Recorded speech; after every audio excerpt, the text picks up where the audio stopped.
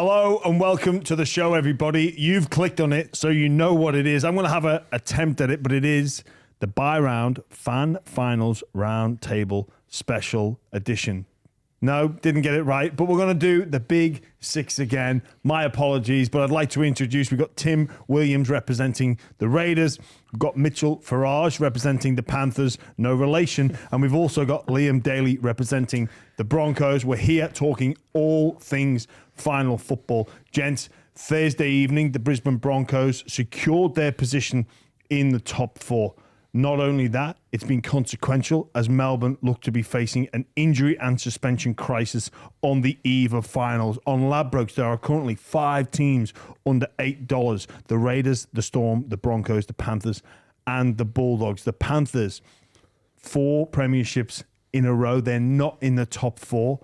Gents, is this the most exciting final series in recent memory? And for me, I am representing the Bulldogs, but I think it is. Absolutely, mate. Firstly, thank you for having us. I really appreciate the invite. But yeah, mate, 4 in a row. I think it's nearly getting to the point where Ivan's just trying to take every record as he goes. That first team to win the comp outside the 4.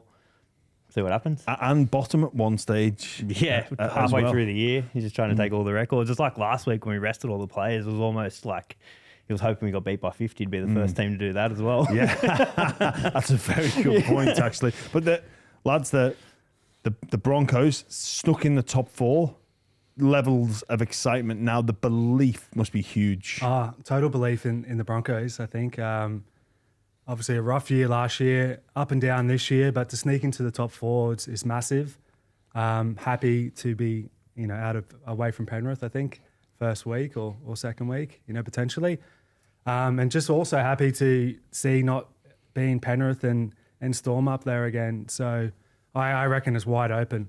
But what are you trying to say about the Raiders? Mate, What'd you say pre-show? I say what I said is I think I'd rather play the Raiders than Penrith. I think Raiders have done great this season, been a good watch, but to be honest, I'm still scared of Penrith. And, the Raiders don't scare me as much. And you know what? That's what the Raiders want because minor premiership, we've lost 4 games all season and for some reason just flying under the radar. And Ricky says that there's no pressure on us. We've already overachieved and it's all coming up rosy. And that kind of Brisbane Broncos arrogance, that's exactly what we want because no one cares about the boys from the capital. And to your point, Jimmy, around being the most wide open comp in a long time, I've generally not seen anything like it in years. So you look at the last 4 years where Penrith have near enough had a mortgage on the comp, but take that out. You've known who the grand finalists are going to be, honestly, 2 months out from the grand final, from finals. And it probably wasn't until about mid-year that sort of, I think Raiders fans and myself included, sort of sat there and went, why can't we win the comp? And people sit there and go, because, you can't beat, the Panthers at the best. This isn't a premiership winning team. And I say, all right, well, who is? Because at the time, Penrith were on the bottom of the table. The Roosters were battling. The Brisbane Broncos were sort of hot and cold. And it's like, well, who's better than us? And I'm not saying that's because the Raiders are... If we were to win the comp, we're not going to go down as the best premiership winning team there's ever been. But we might have found a window where we have enough to win a comp. So, and then you add in the fact that Penrith have now missed the 4 and have to, defy history to do it and win it, which we all know they can. Just makes things a little bit more interesting. Yeah, the Raiders is fascinating. I think what I've observed is obviously a team that's incredibly close. You can see that. We can all witness that, the brotherhood that is forming there. But also I think that shines through when you see them come up with so many last-minute victories. Like that belief is strong and that commitment to one another is evident. That's how and why you win those games at the death. I'm going back to the game against the Sharks. Obviously, the miracle at Mudgee, and then the magic round KO Week's piece of brilliance at the back end of that game. That shows to me that that's a team that are willing to fight, scrap, and never give up for one another. And that's it. And I think they've had this mentality for a fair while, Jimmy, but I don't think we've ever had the strike power that we currently have. In guys like Kyle Weeks, Matty Timoko for a few years now has been on the edge there. We've got all these sort of well beaters. We've got this electric speed on the edge. Unfortunately, we've lost Xavier Savage, but Ricky Stewart's always been able to instill belief. And I think a good way of showing that they are a tight-knit club is that the Raiders, we know, struggle to attract people to the capital. It's bloody cold, conditions are miserable, no one wants to live there. But when we get them down there, players rarely leave. And I think that says it all about the club, and I think it shows on field this year. There is this belief and this attitude of why not us? And that, from what I can gather, that's what Ricky's instilled in him from the start of the year. Like, why can't we be the ones to win the comp? You make an interesting point about at different stages in the year how belief and that question of well, why not us? I think with the consequence of Melbourne Storm yesterday, look, we know Grant comes back into that team and makes them better. We know Pezzett is waiting in the wings, but Jerome Hughes, they rolled the dice and they didn't get what they were looking for. Nelson Asafa-Solomona looks like he's going to be spending a lengthy period of time out of the game. I think it's Kamikamitha didn't come back on from that injury. We had Sean Bloor out, maybe back for finals. We don't know. And obviously Pappenhausen failing that HIA. Now, I know what it's like sitting in that shed and you're looking at Melbourne and you think on paper they should win. But it's not played on paper. It's played on grass. But all those teams and the fans of all those teams like secretly are watching that and just going, yeah. So tell me, are you all confident on next week then? In the Bulldogs going down there and getting the win, I was already optimistic. I think I look back at that game a couple of weeks ago and think there's enough there. There's enough there. Don't get me wrong. Melbourne in finals, week 1, after the run that they've been on. But it's funny with Melbourne. Coach Bellamy's 600th game, embarrassed, soft as butter. He was embarrassed. It was embarrassing and he was embarrassed. Plus soft as butter. Now, you expect a response from those comments. Where do they go? But I'm still very, very weary. And that is likely due to the ability of Harry Grant and those weapons on the wing on last play, because you can defend like your life depends on it, and it is a lottery on the last play. I thought the Broncos did a fantastic job yesterday they were willing to concede penalties and then back their defence. When they dealt with Warbrick, they scored from one of the Warbrick back, which they probably kind of got a little bit lucky from, but they defended Coates and Warbrick play fives brilliantly. Yeah, that's been the big kind of change, I think, the last couple of weeks is they're actually defending 2-3 sets in a row, where, before that, earlier in the season and last year especially, 2 sets in a row basically meant try time against the Broncos. So, out wide, I think Tony Staggs has been unbelievable this year. Like, he was always known for coming in and out of a game defensively, and obviously had sparks of attack, but this year he's just been unreal. I think he's kind of, did what I guess Farnworth did a couple of seasons ago and really kind of got involved in a lot more of the grunt work. And his defense is just like he wants to hurt people every tackle, and it's so awesome to watch. Liam, this is what scares me, like going forward to next week's matchup, Raiders and Broncos, where it's sort of shades in recent weeks of the Broncos in 2022 when they made the grand final, right? Like, you play this expansive style of footy, you throw it around, you give Reece Walsh this reign to play attacking footy, and when you're turning over errors, it hasn't worked for you the last couple of years. But in 2022, your defence was so good, you backed it. And as Jimmy sort of alluded to, we sort of saw it last night, didn't we, that you can make mistakes, you can give away penalties, but when your defence holds up on your line, it's like, well, you can play some footy. I was thinking about it on the way here. It's like when Broncos are up, it kind of gives Reece Walsh an extra edge too, because he's a bit of a awesome as a front runner. When he's behind, he's trying to chase the game a bit more. So when they're up, yeah, he's doing more, he's involved more, but he's making more of the right decisions, I think, which is the crucial point. So that's awesome to see. Of all the things he did yesterday, some brilliance in attack. He had that one-on-one tackle with Xavier Coates where he got underneath him, unreal. And then just that little bit of get over the sideline, like that's the dog. Like that's got to be. There's a lot of respectfully teenage girls that and there's a lot of fans that probably don't understand the nuances of the game and just love the attack. but it's plays like that can and will make the difference. Like he's an effort player. He's always been put the effort in for everything. I think at defense and attack, it's just trying to find those right moments at times where he just pushes that pass or, kind of, I just saw it early in the year where he attacks that high ball from like 5 meters away, jumping through the air, trying to do this miracle catch. And it's awesome that he's doing it. It's just, I don't know. Some days it's like, just go underneath it and catch it. Do that smarter play at times. But yeah. We're going to drill down into each team's season and look a little bit ahead to the finals. But we can't forget there are a couple of horses in the pack that for different reasons aren't being represented at the table. Is there any out of the likes of the Warriors, the Roosters, the Sharks that are they just making up the numbers respectfully? I think, and this sort of hurts everyone probably to say it, I think the Warriors just have so many injuries.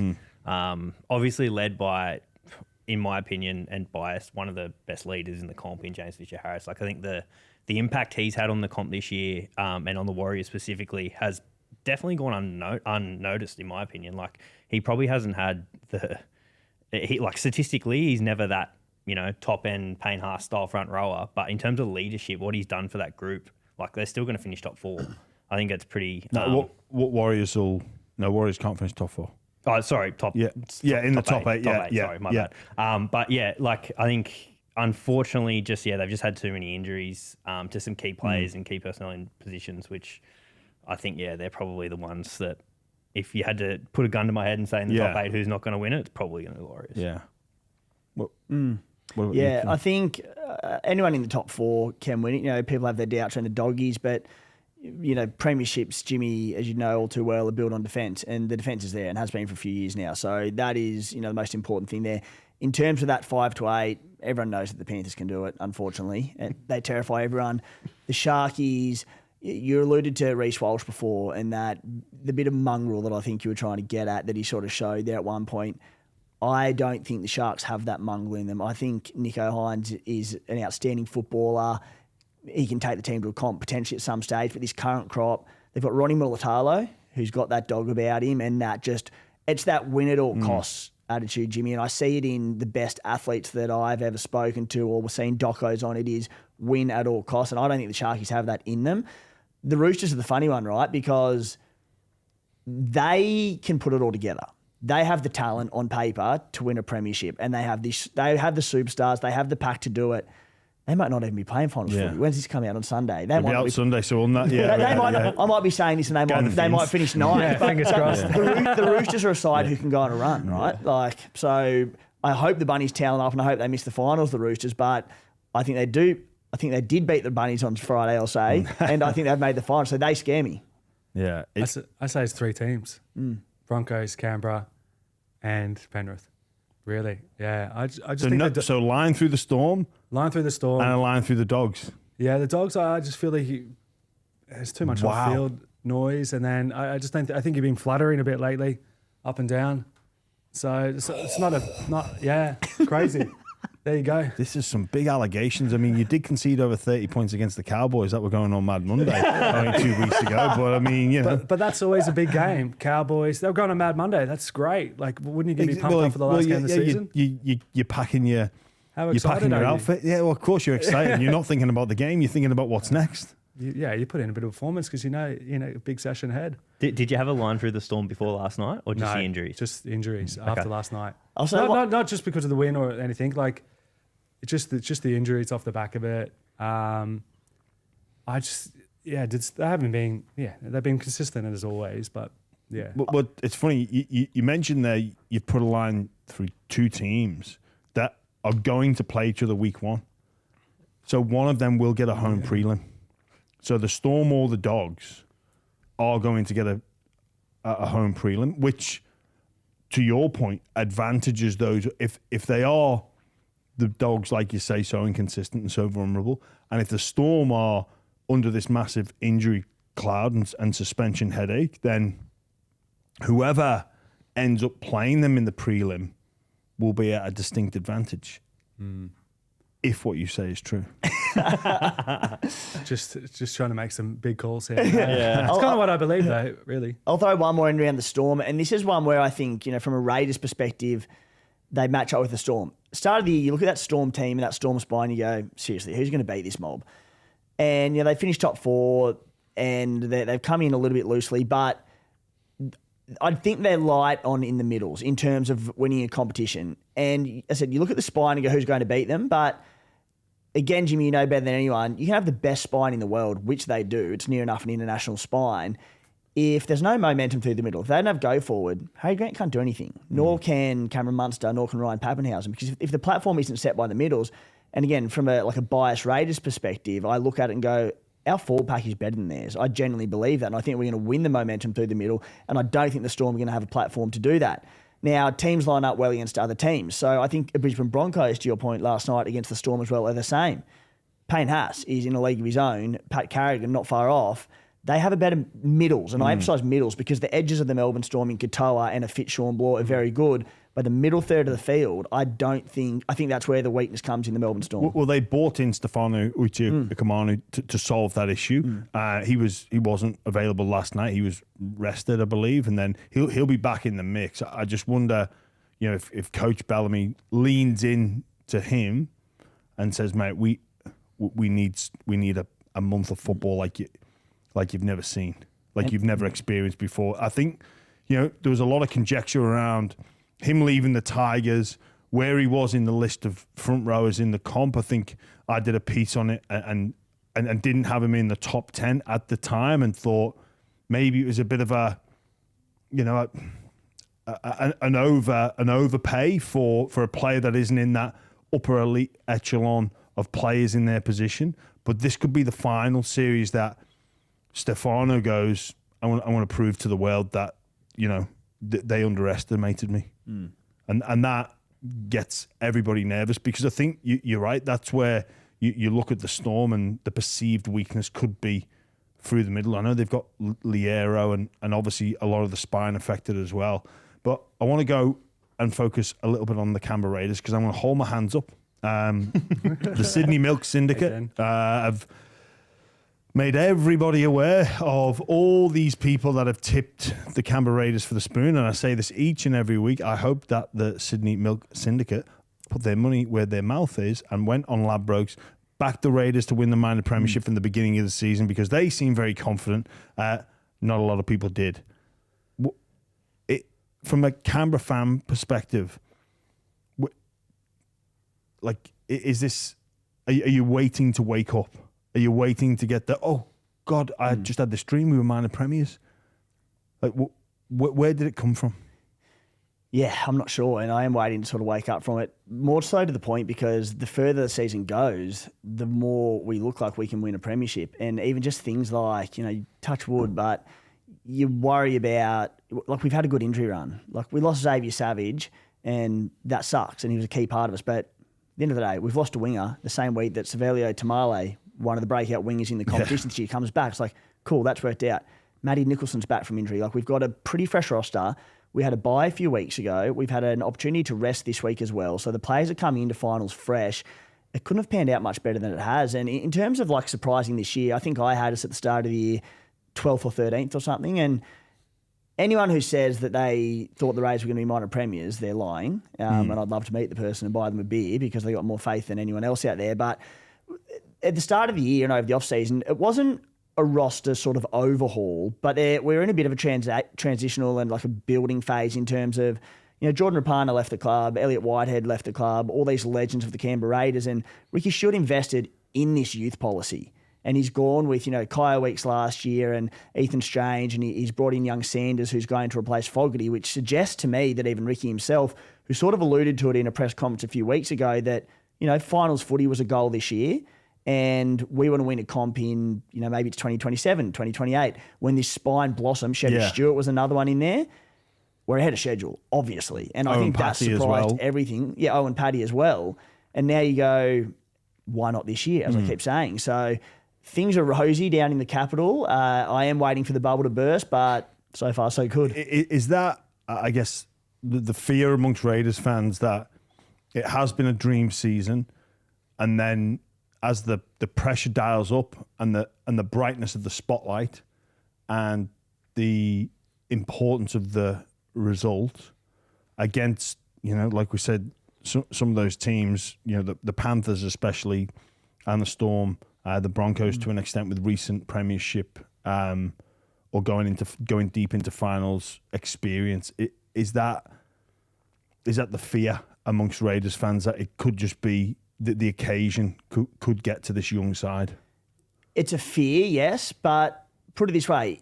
If the Penrith Panthers or the Brisbane Broncos or the Sydney Roosters had had the year that the Raiders had and they were sitting in our position, they'd be going, we're winning the comp. Like, everything's going perfect.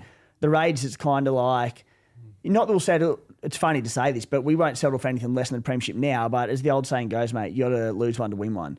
And if it's not this year, it's like, wow, they've built such a great platform for future years as this spine comes through and the young brigade in our side. So I think that, they can do it.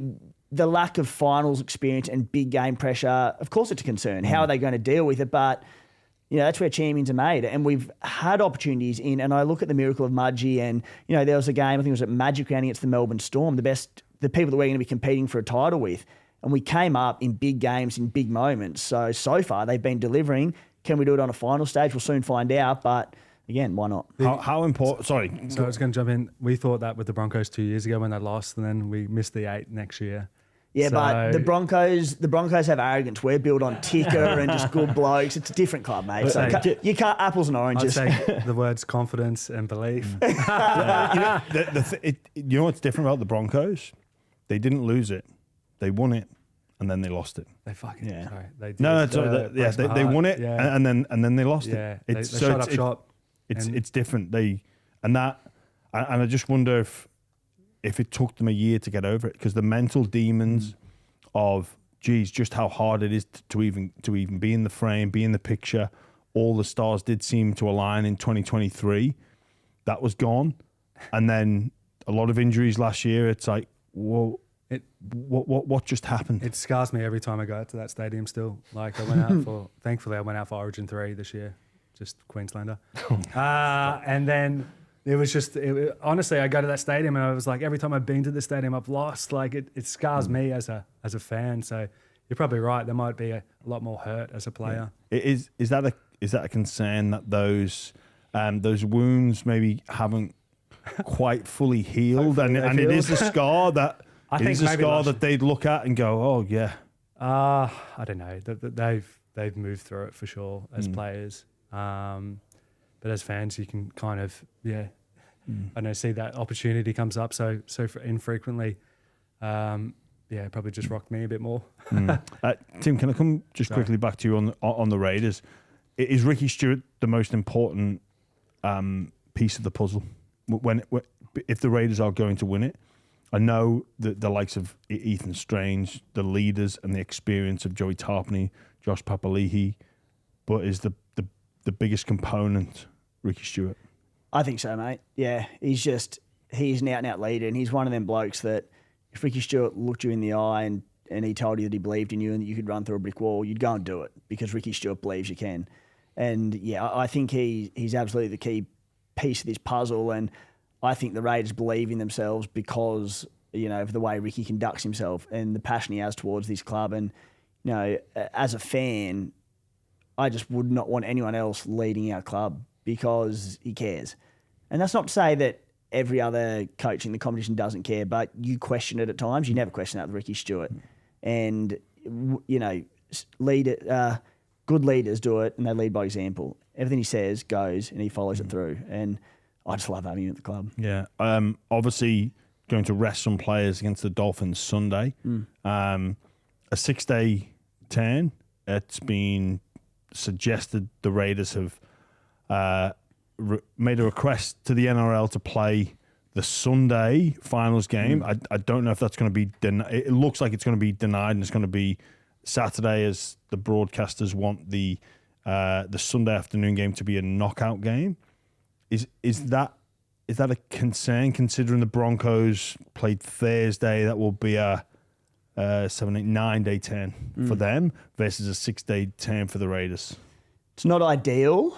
And, you know, maybe there is an argument to where you finish. You can sort of half select where you want to play and all those sorts of things. But as we know all too well, money talks and TV talks and these deals talk. So, you know, you are where you end up. And the thing about the Raiders, what they've built this year on is there's no excuses. They don't care. And it's, as when I said things are aligning for the Raiders, they rested players this week. They had a bye a few weeks ago, so there's going to be no concerns for any major niggles or being overdone or any of that. So I think we're going to be coming in fresh. And a little story for you, Jimmy, just tying back on Ricky Stewart for a second. But I went through university doing journalism and all that, and when I was working at the Telegraph as about a 20-year-old and called through to the Raiders. I was going down to Canberra. I sort of grew up an hour from there, and to sort of try and get a few player interviews and do all that and sort of put the right foot forward for the telly and get my name out there.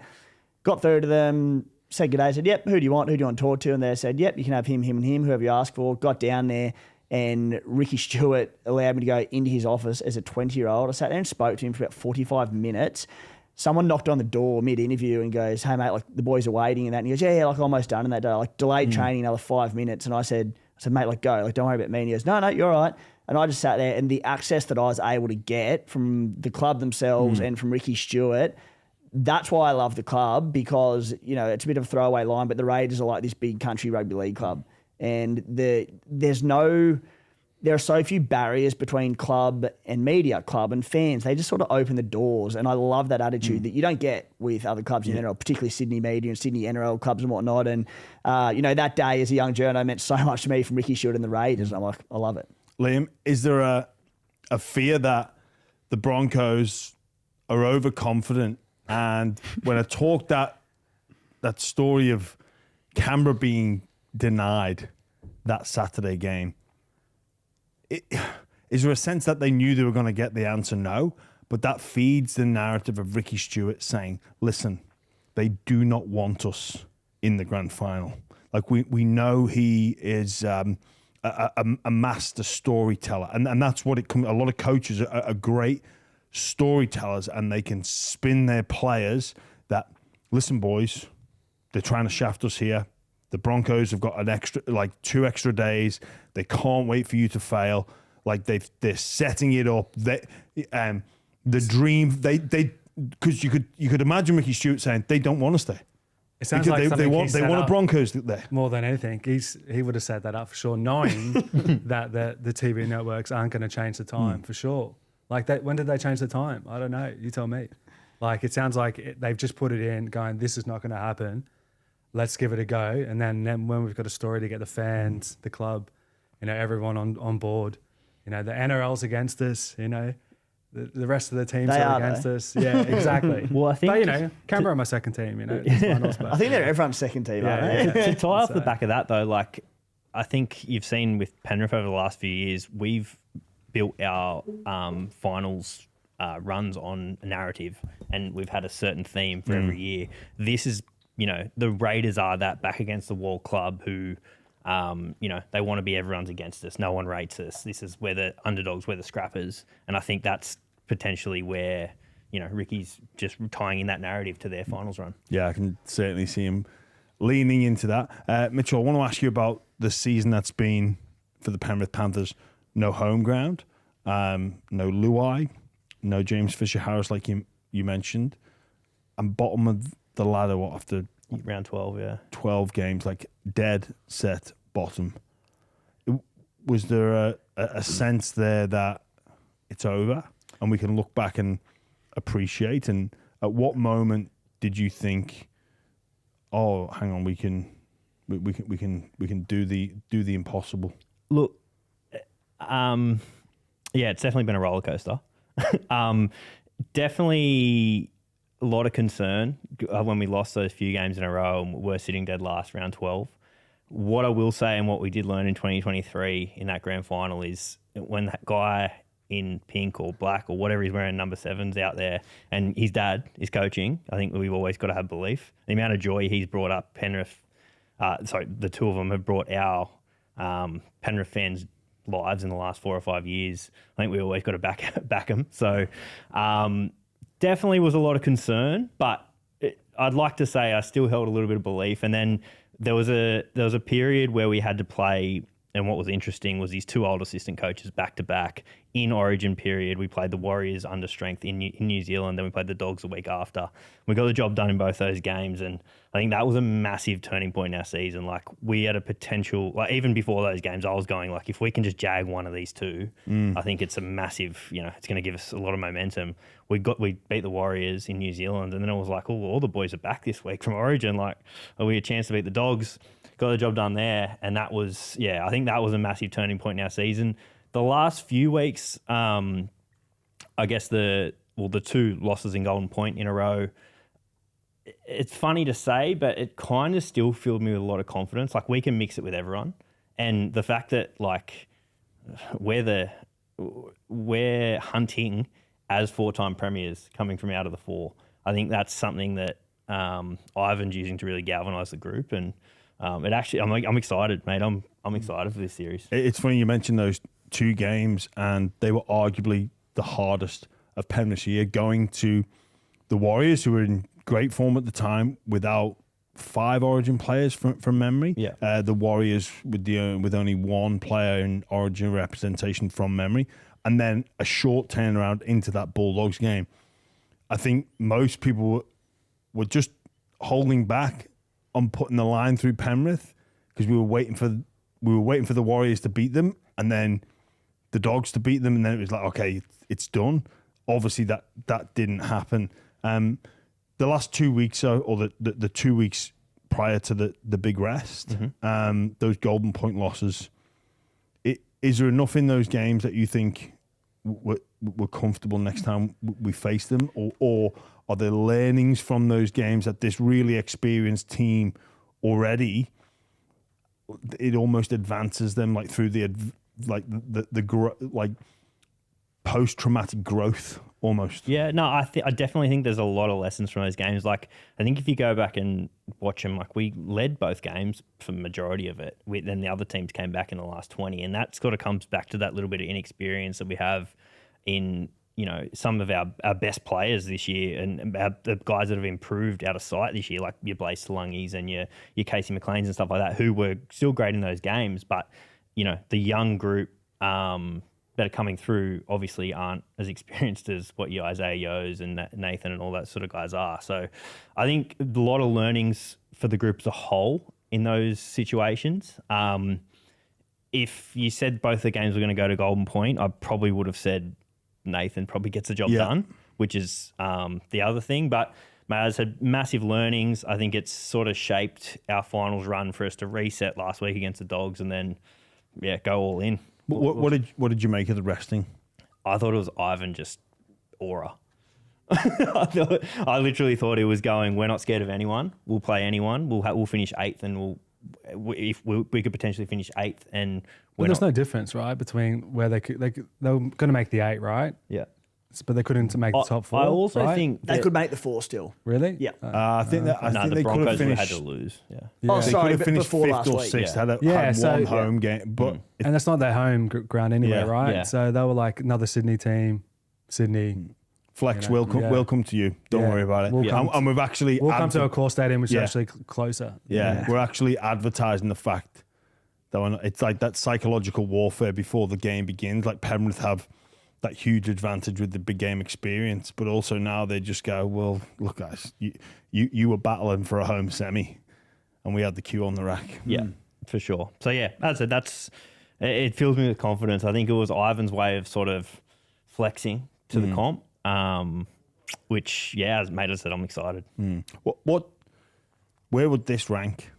Would this be the best, or is the first, or the I don't know if you can. I will say in terms of- 2021, like I was alive for 03, but I was like 10 or something. So 2021 was the only one I didn't go to because it was in Brisbane and it was COVID.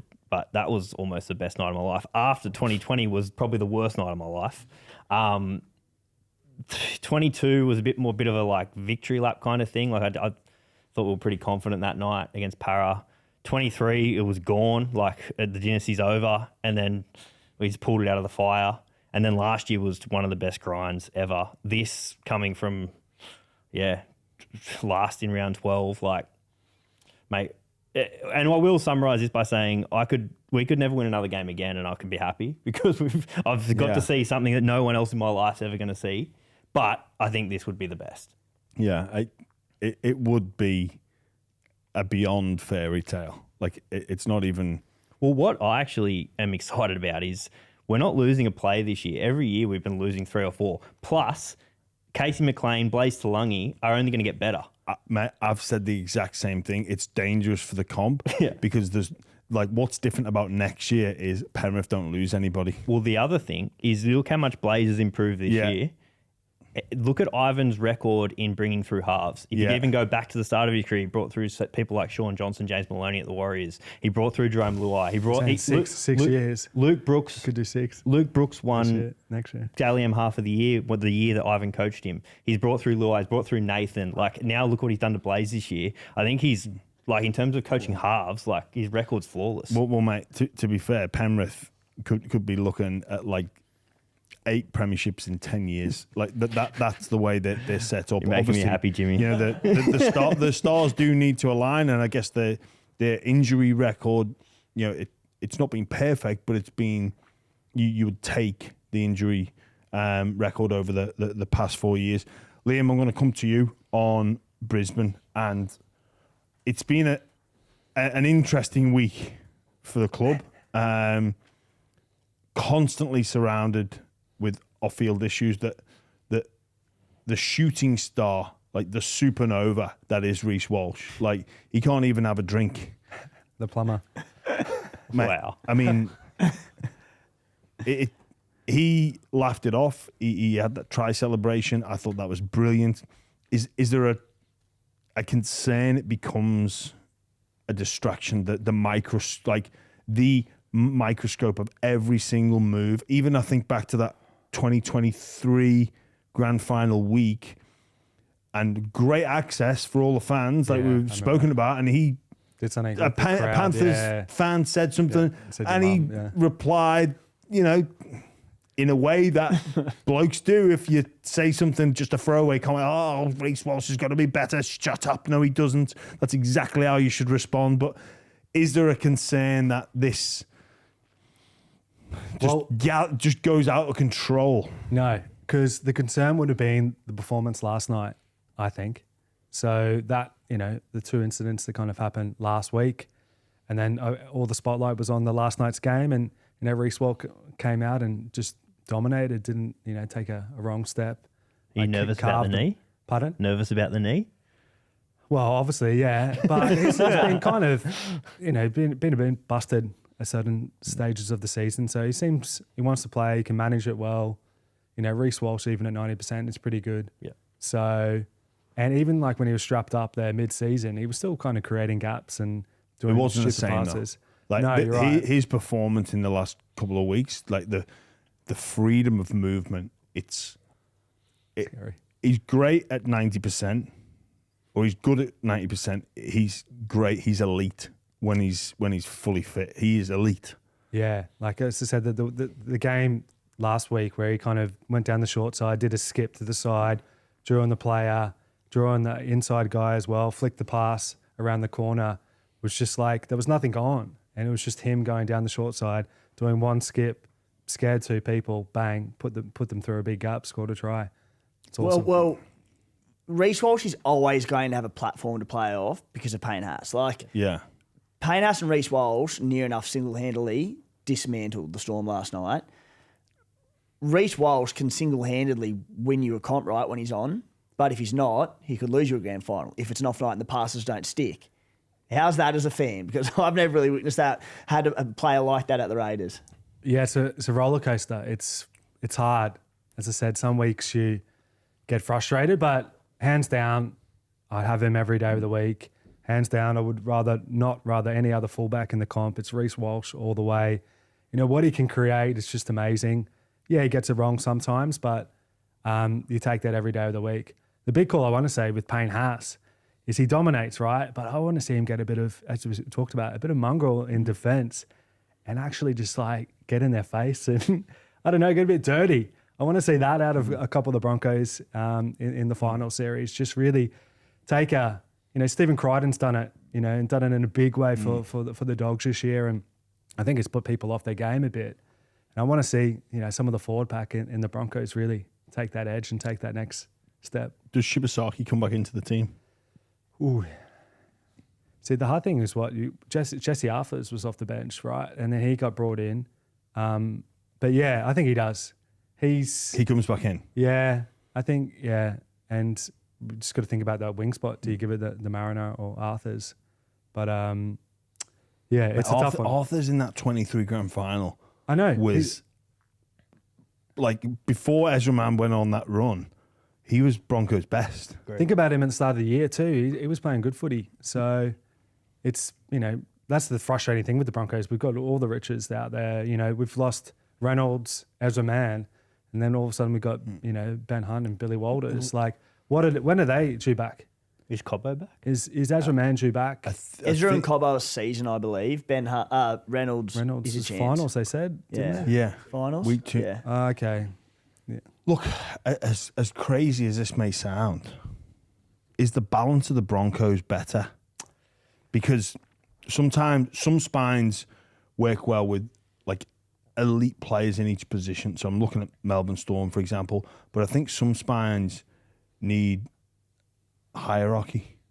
And observing Brisbane, they look better without too many stars. With Hunt at 9, Reynolds at 7, Mam at 6, Walsh at 1. It's too many players to go I don't know if there's too many go-tos, where I feel Walters at 6 is just perfect. He's steady because he doesn't want the ball all the time. He can jump in at dummy half and do a bit of creation. And I think Ben Hunt has been fantastic in the 7 jersey. He's obviously made a career out of playing there. And look, I can't see a world where Madge Maguire doesn't pick Ezra Mann, doesn't pick Adam Reynolds, and reshuffle the team a bit. But could that coaches want these headaches? But how and where does it get solved? Yeah, that's the scary thing. Like it's probably having that stability in the current team, and if you knew that was the current team, the go forward, you can kind of be happy with that. But having that decision, do you bring Reynolds if he was fit back? Do you bring Ezra back? I think it's a tough one. It kind of, you can see it, what happened with the Bulldogs. Obviously, they messed with their spine, and that kind of impacted them in a negative way for a while there. I'm glad someone's brought up the Bulldogs. So I've been asking all the questions. So of course.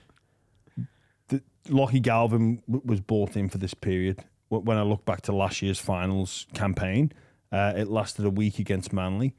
The middle got exposed rounds 26, 27 against the Cowboys and Manly respectively. They tightened that up in that game against Manly in finals at Accor Stadium.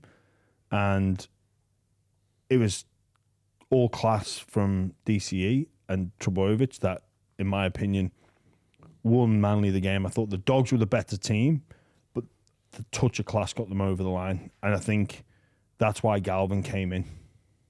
And that's why maybe they realised what they have at the moment is great for a top 4 season, but we need some extra creativity in the 7 jersey, with all due respect to Toby Sexton. Well, I'll throw it at you, mate. Like, I have no doubt that the Bulldogs are better placed to win premierships in the future with Lachlan, Galvin there and Sexton out due to no fault of Sexton's own, and even the move of Marnie out, Bailey Hayward to 9. Whether or not Hayward is the long-term 9, we'll see.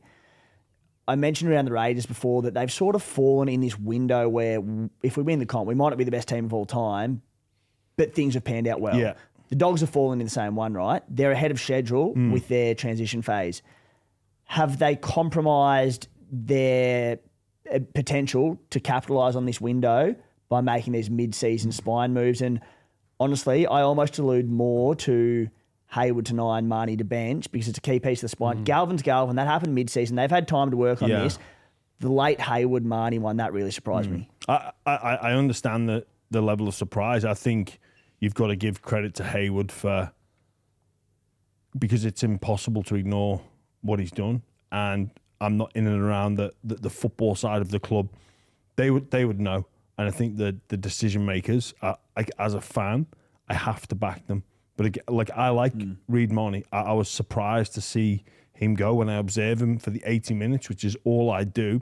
I like that level of aggression and that in your face. I actually think he's dialed it down this year under instruction, which it's something, again, I'm no coach, but it's something that I believe I would actively encourage.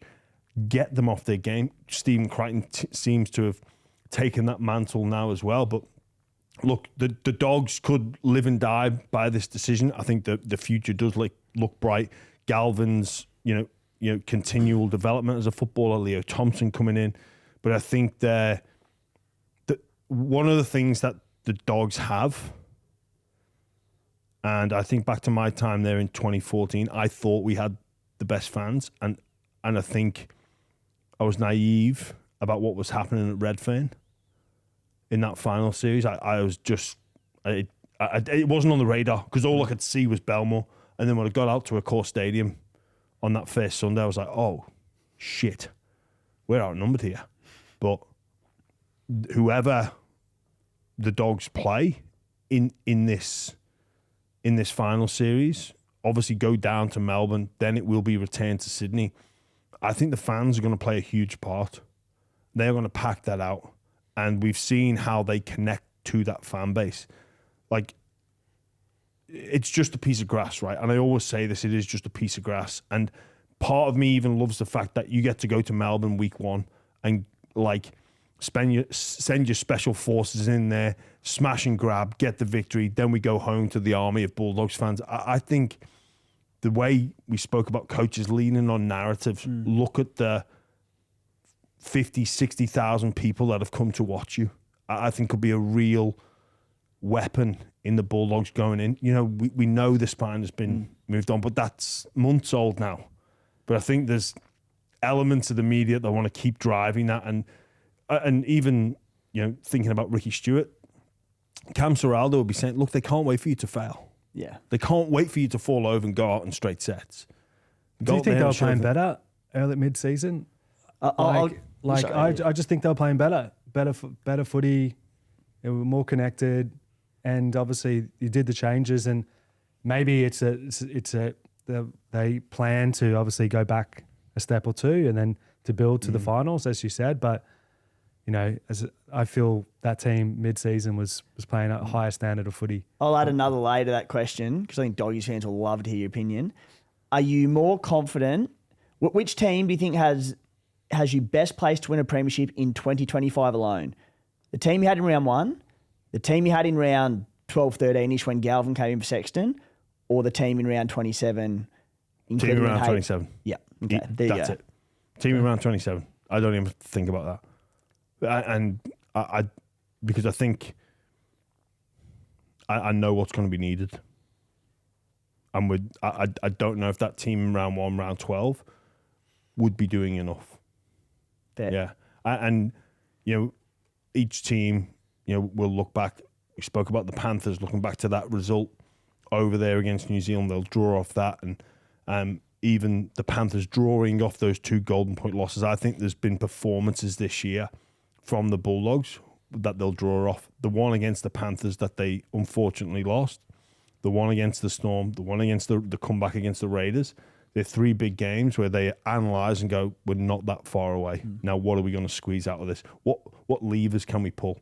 One is Galvin coming in and him progressing. The other lever is the fans and the fan base. And that, as for Brisbane, if they come down to Sydney, or if Raiders come up to Sydney, even if we play the Panthers with all due respect, I think they will be completely and utterly outnumbered by Bulldogs fans, which is going to be huge. Yeah, that bandwagon's strong. You had a Dragons jumper on earlier. Come on. That is unfair. That is unfair. Just quickly, we'll get to wrap this up, but the Raiders and the minor premiership, it has been fascinating. As a an advancement of the minor premiership prize and trophy. Should they be able to pick which day they play? I know it's a money based game, but should they be able to pick when they play? Yeah, I think they should, but I think it's in a dreamland. Like I think you finish first, you have the right to go. We play Friday, Saturday, Sunday, whenever that might be. What time slot you get choice? That's a perk for being the best over 27 rounds. Unfortunately, money just talks. What sport do they do that in? Any other sport? No, but most teams would have more of an advantage for finishing first. Okay. Than what they currently have. Yeah. I think in any sort of playoff situation, if you finish first, if you're ranked team number 1, you get way more advantage than playing fourth at the discretion of the broadcast rights holders. Yeah, and as you know, broadcast rights just dictate everything, right? And they always will because it's worth so much. So should they? Probably, yeah. Will they ever? No. Yeah. See, I don't think it's enough of a prize. Take the Raiders out of it. Whoever finishes first, they should be rewarded with bye picks for next year. They should get so much more than they currently do. And even with the old system of 1v8, I'm personally leaning towards going back to that. That's just personal opinion, because the difference between playing fourth and earning a week off versus playing eighth and winning a week off, I think in the current climate, with how, and this year being a prime example of how close it is, you could have a near faultless season. The competition is so close. We can see a bottom 4 team knock off a top 4 team almost on any given week, give or take certain examples. If my team was the best for 27 rounds and were knocked out in golden point of week 1 of finals by the team coming 8th, I'd be livid. I hate that system. But you're not going to get knocked out. You still got another go. In 1v8. In 1v8. It used to be, though. If you lose... That old system of 1v8, if you lost one, you were gone. No, you weren't. No, you get a second go. Yeah, it was the 2 lowest placed losers would exit the final. So 1 play 8, 2v7, 3v6, 4v5. Oh, that's right. 7 and 8 were gone, weren't they? The 2 lowest placed. Yeah. The 2 lowest placed losers would go out. I'm so And disappointed. the 2 highest placed winners, the 2 highest placed winners would get the week off. That's rugby league bread and butter, and I've just... So you could be finished 4th. Yeah, no, sorry. I tell you that was the hard thing. Yeah. No, I'm following. Yeah, but you know what? Yeah. If you finish 4th and you mess up, unlucky. Yeah. There should be more reward for finishing top, in my opinion. And the difficulty of the game shouldn't be as high. And look, maybe it's something the NRL will look at, because one of the questions I wanted to ask you all, we know the advantage of the top 4, but then that implies that there's a disadvantage to the bottom 4, and the fact that no team from recent memory has come from outside the top 4, it's almost become redundant or making up the numbers. So my belief is, if Penrith can't do it, then no one can do it. So maybe it's time to restructure the final series, because we will get excited about it in years to come. But if a side like Penrith can't win from outside the top 4 in the season that is, with the new kids on the block, the Canberra Raiders, the vulnerability of the Dogs in the top 4, the Melbourne Storm so injury prone, the Brisbane Broncos that will be trying to exercise some ghosts of season 2023.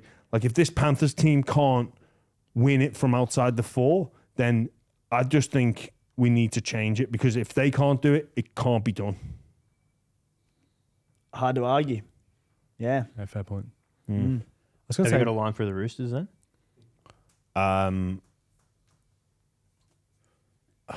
I just can't see them. I could see them getting a scalp, and that will be it. Okay. Yeah, I could see them getting a scalp, and that could be the end of the, or maybe even advancing to the prelim.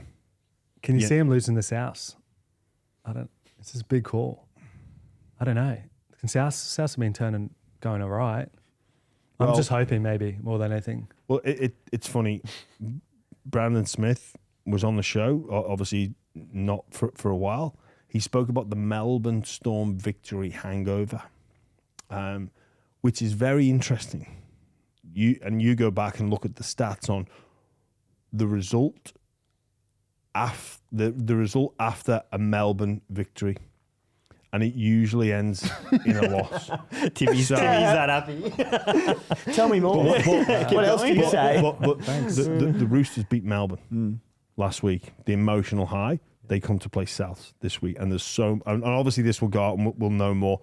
But the hangover from the Broncos of being so up. Another big rest, right? 9 days, 9-day rest. Yeah. It's going to be a fascinating final series. One of the things muted that could potentially help, I don't think it will, the resting or maybe look to advance that bottom end of the 8 is a wild card weekend. Personally, for me, in a 17-team comp, 10th should be nowhere near the finals. Are we in agreement with this? Is Absolutely, this something that just is the fantasy world or making up column lynches? I even think the players would hate that. Like, imagine finishing 10th. Where I can get around it is if a team's started the year with a million injuries and came home really strong, like a Para 09. I know they finished 8th, but a season like that, where you can sort of get around it. But I think even the players, if they finish 10th, like by the round 26, 27, they're like, get me to Bali. From a competitive standpoint, I hate it. Yeah. From an entertainment one where there are so many just bludgers of games in the back end of the year that mean nothing. Teams have avoided the spoon. They can't play finals. It'd add a lot of interesting games in this season that's already too long, in my opinion. I kind of rate it in that sense. And look, at the end of the day, if you finish 10th and you sneak in the finals, you're not winning a comp anyway. You'll be out the back door. What it does do, though, is it gives the team that came first, who only get a 6-day turnaround, a 2-week turnaround. It does. Or it gives the top 8 a turnaround. But it does. Just to wrap up, lads, we'll do our grand final. We'll not do our grand final winners because I think we all know who's going to select who.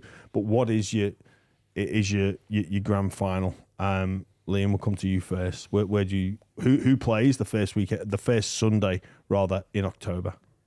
It's Broncos, and I think they go beat Canberra, obviously in the final next week, and then into home semi, into the GF.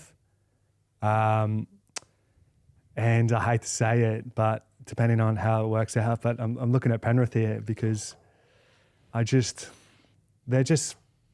being so good for so long, and they know how to win.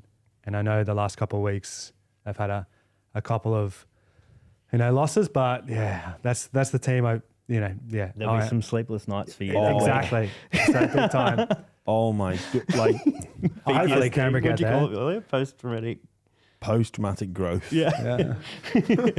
There'd be some serious post-traumatic. Like there'd be the psychologists would be in, mate. Like the hypnotists. The idea of that final, my palms sweat. Mine are too already because I was at that game and we called it for Triple M, and it was like a vision. It didn't feel real. It was like someone had spiked the drink and you're tripping out, and you're like, did Ezra Mam got Clive Churchill and he won it, and then even I think Penrith fans didn't quite know if they could celebrate because it was so surreal. It was so surreal. It was like watching a movie. And just having to the Broncos unfortunately would have to relive that. They shut the bed. I was in the corner of the stadium down on the bottom tier, and obviously that gap opened up and it was like the seas parting, and it was right there. He stepped back towards me on the other side of the field, and I was just like, no, tragedy. And then, take it back to the last grand final, I was at the Cowboys. Similar, Broncos were up. Think about that. Think about my hurt, guys. It's about me as a Broncos supporter. And then Benny Hunt's got to catch the kickoff. And honestly, and then you think about that, and Broncos were up in that game, and then they tried to, again, the last 30 minutes, they tried to slow the game down. They tried to kick it out, Milford and Hunt, and they got it wrong that day as well. Last minute, ditch try, extra time, field goal, down that end too. Watch that go over.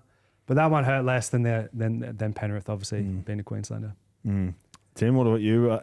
Predictions for that Sunday? Yeah, pending how obviously the finals fixtures for week one end up panning out, but Raiders versus Panthers, I hate to say it, but you're the best. You get to finals time, the big stage. Only Nathan Cleary. I think it's not going to work out. I was just going to say, pending fixtures, can it potentially not? Well, it depends what happens with you guys. Exactly, yeah. Next week. We need to see a few things that pan out first, but yeah, Raiders, Panthers, we're going to get a Nathan Cleary 2023 grand final performance for the first 60 minutes. He's going to do that for 80 minutes on grand final day and just, in your words, shit the bed like the Broncos did.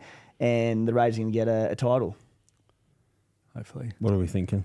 The one I want to see is Canberra-Penrith, but I actually don't think, in terms of the way the draw's wrapping up, it's going to happen. So I'm going to say Roosters-Penrith. Roosters? 7 and 8. Jeez. Oh my Disgusting. God. 7 and 8. Oh. That's not a fan favourite, surely. That was, well, I guess. Imagine that. Oh, Seriously. I'd almost not watch now. I would. Protest it. Yeah. I'm going to finish off by saying, I think, just going off what you guys are saying, I think it could be a Bulldogs Raiders GF. Oh, yes. Give us that. A Bulldogs Raiders GF. I think. That'd be something special, Joey Taps would be licking his lips with that. wouldn't he? Do you Max King, please. Oh. Joey Taps bring it on. swallow him up and spit him out. You guys come in a taxi from Canberra because that's all the fans you're getting let into. You just maybe hire out a 12-seater minibus because there's Dogs fans are going to be taking up the, isn't it funny?